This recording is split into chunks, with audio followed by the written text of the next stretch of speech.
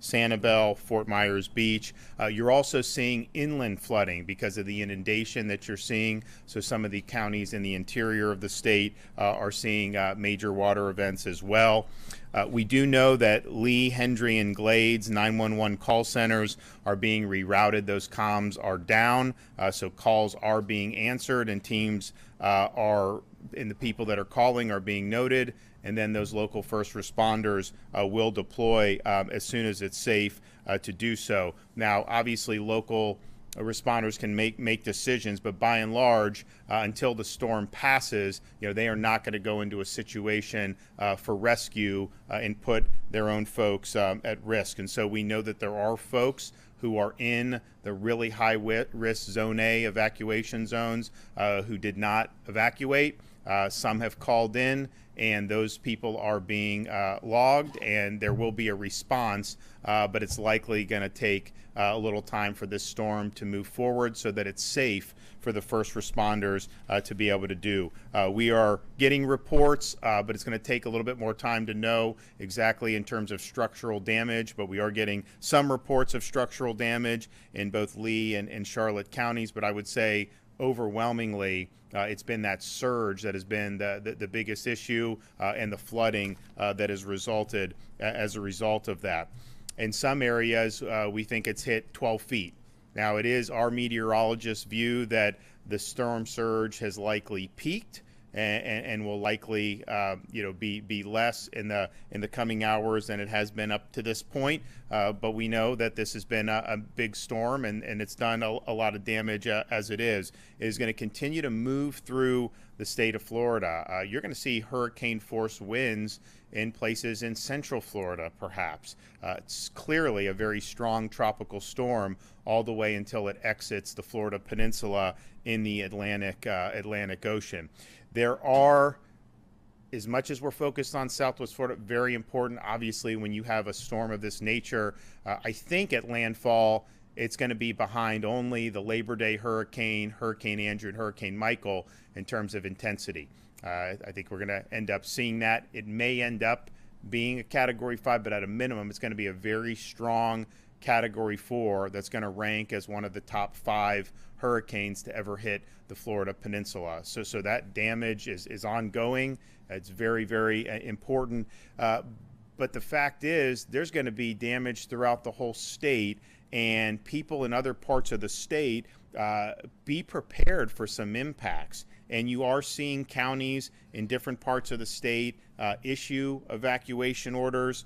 Clay County in Northeast Florida, which we do anticipate some major flooding events in Northeast Florida. I think folks that are familiar with the St. Johns River know that when you have weather like this, you will see this. And so Clay County has issued mandatory evacuations of low-lying areas along the St. Johns River.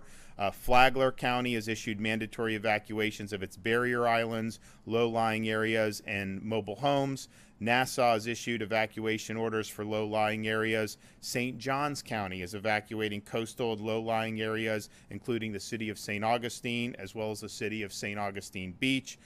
Putnam County has recommended evacuation for low-lying areas and areas that have a history of flooding, and Sumter County is advising evacuations of mobile homes. And so those are places that are hundreds and hundreds of miles away from the initial impact in Southwest Florida, and yet they are having to evacuate folks that are living in vulnerable areas. We have over 1.1 million reported power outages. Now, there are crews that are still working outside of Southwest Florida, but just understand that number is going to grow. You're going to see more power outages as this storm moves through the center part of our state and before it exits into the Atlantic coast. There are 100 portable cell phone towers ready to be deployed into Southwest Florida once it is safe to enter, and should that be needed. We want to make sure people are staying out of the way of emergency crews and out of floodwaters and away from all down power lines. As soon as emergency crews can get in, they are going to get in. As soon as it's safe to go and clear the roadways, Florida Department of Transportation is going to go in and clear those roadways. These are all on standby. They are ready to go. They understand the importance of a really, really quick response.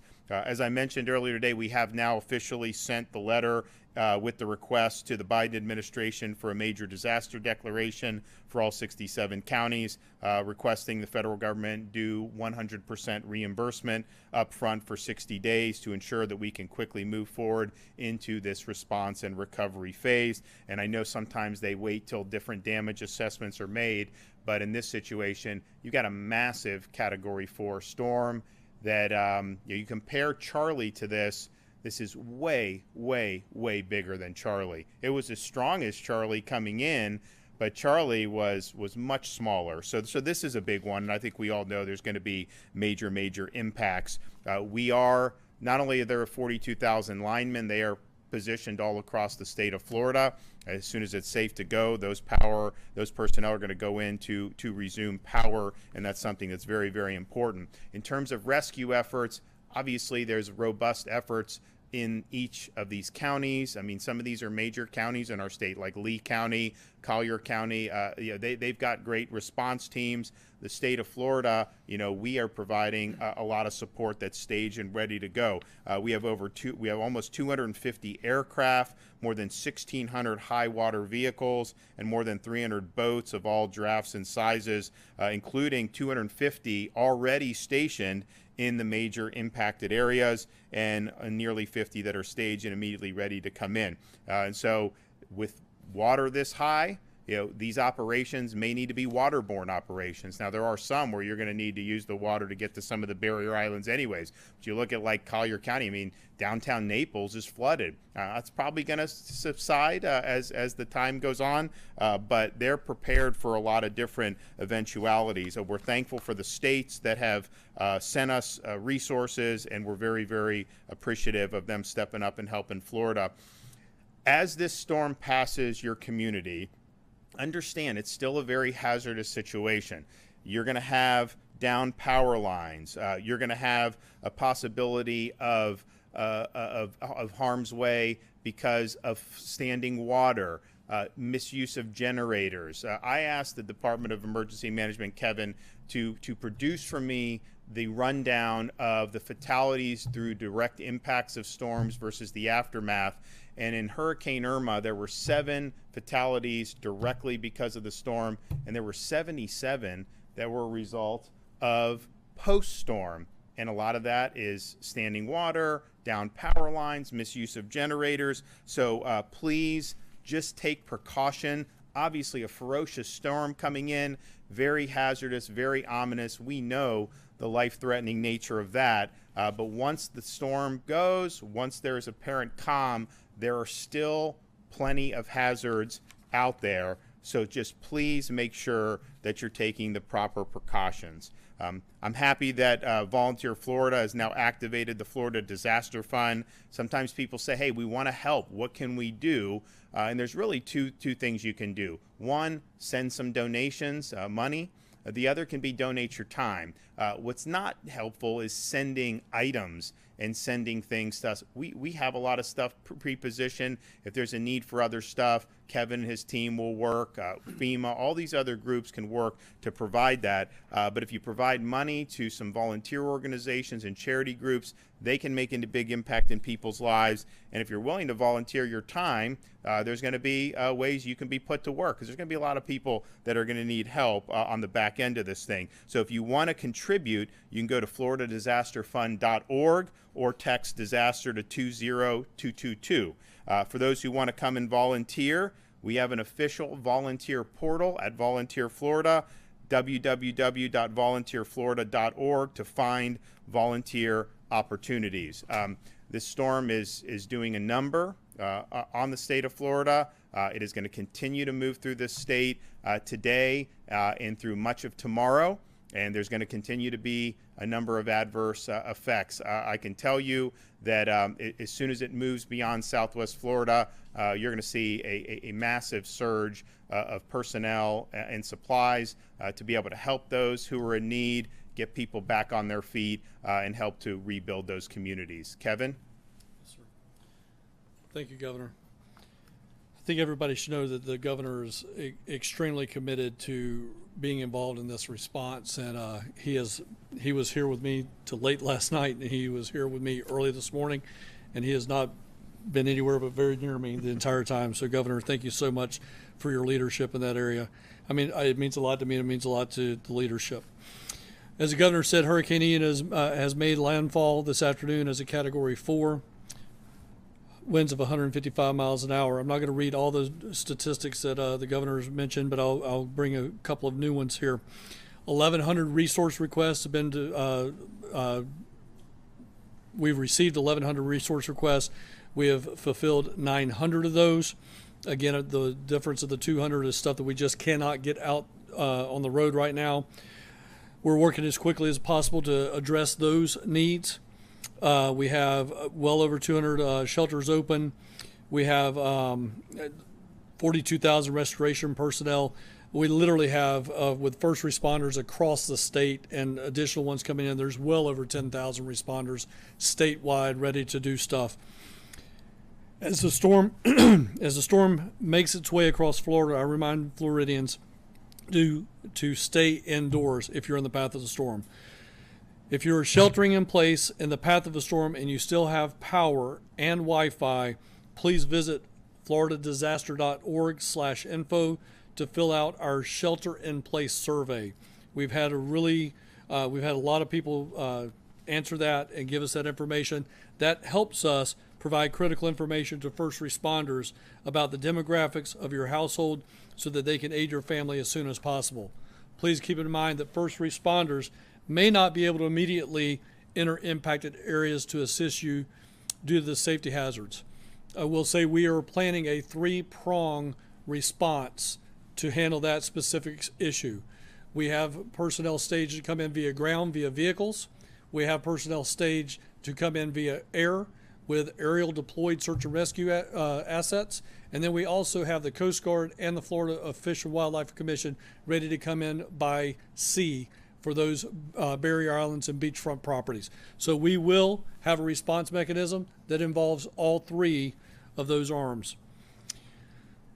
Shelter in place survey, again, I just reiterated, is floridadisaster.org/info. If you need immediate assistance, please dial 911.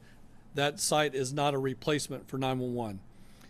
If it is calm outside, you may be in the eye of the storm. As the eye of the storm continues to move inland, is getting ready to enter areas such as Hendry County, Glades County. Do not go outside if all of a sudden the wind stops. In this situation, that means you're in the eye of the hurricane. Seek shelter immediately. Get into an interior room and protect yourself. Do not walk or drive through flooded areas. Floodwaters can stall your car and sweep you and your car away in the blink of an eye. We received reports of isolated tornadoes across east central Florida. If you're in a tornado warning, again, seek an interior room free of windows, get low, and put something over the top of your head to protect yourself. If a tornado warning, self-deployments. We do not want individuals self-deploying out on their own. That is very, very dangerous. Leave that to the professionals that are trained in how to do that. Do not take your personal boat out in these situations. We do not want to have to respond to yet another problem. The governor mentioned there are more deaths as a result of indirect situations than the actual direct situation of storm surge wind at the beginning of a storm. So please, what we want you to do more than anything else is stay safe. Please be careful out there. Again, Governor, thank you. Do we have the Cajun Navy? They're on the way, right? There are reports that they are on the way. So I think the Cajun Navy is on the way, and okay, there we go. I mean, look, we really welcome. I mean, those are some really battle-hardened folks, and so Florida welcomes their support, and honestly, particularly Louisiana, because they've dealt with so much, and so the governor's been great. And look, we've got a long way to go before this storm exits the state, and there's going to be a lot of need to get into these communities, particularly in Southwest Florida, and offer the immediate assistance. But I do think the three-pronged strategy, where you're going in by ground, air, and by sea, means that all hands are on deck, and there's going to be people that are going to be in harm's way. And what I've said is, the folks were told in these areas of the hazards. They were given time to be able to make arrangements and to leave. Some chose not to do that. They would have probably been better off doing that. Nevertheless, if people are in harm's way, we're going to go and do whatever we can to help those folks. And so that is those operations are going to commence as soon as it's safe to do so. Certainly, I would say, no later than first thing in the morning.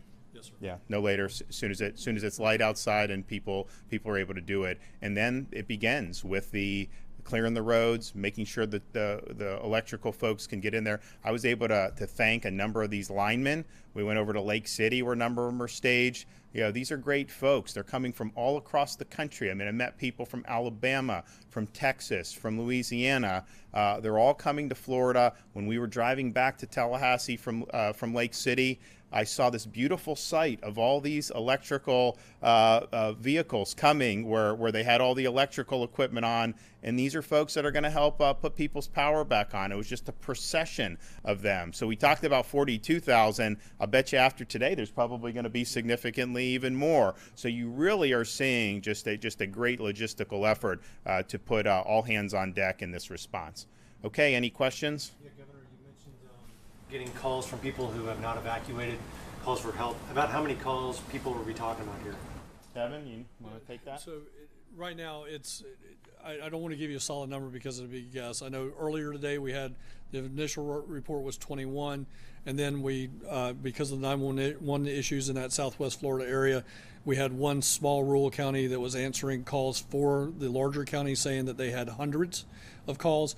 So I can't really quantify that right now, but just go off the words that the emergency management directors at the local level told me. Sorry.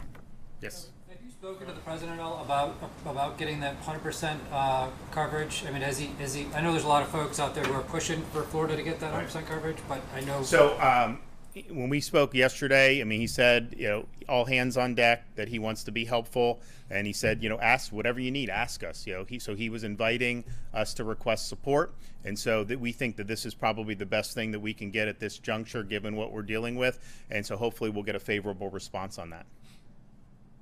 Yeah. Mr. Guthrie mentioned this earlier, but this is obviously a big flooding event, and a lot of these places might not have flood insurance. Do you have a sense of, how exposed a lot of these people are who don't have coverage from flood insurance? Not yet, but I think the issue is significant in the sense that, these are not people that necessarily live in a, quote, flood zone. They live and they're asked, the realtor says, you're not in a flood zone. Well, they're not going to get the flood insurance. And I totally understand why people don't do that. But just because you're not in a, quote, flood zone does not mean that you're not at risk of a catastrophic event like this. And so I think you're going to see some clearly. How many, that remains to be seen. Now, there are programs that FEMA has to try to provide relief for people, but it is not going to be commensurate to having had a policy. And so this is an issue that we're going to have to deal with. But I do think it will be something, because we deal with this in other storms across the country, including Florida. When you have this about the homeowners policy will cover certain things, but the flood policy covers probably the most significant risk for most homeowners in Florida, given the risk of flooding that we have in so many different parts of our state. So we're sensitive to that. There's obviously going to be some folks that are going to be in need of support and relief, and we're obviously going to work as best we can. I will say that people have been asking about some of the overall homeowners insurance with like Citizens.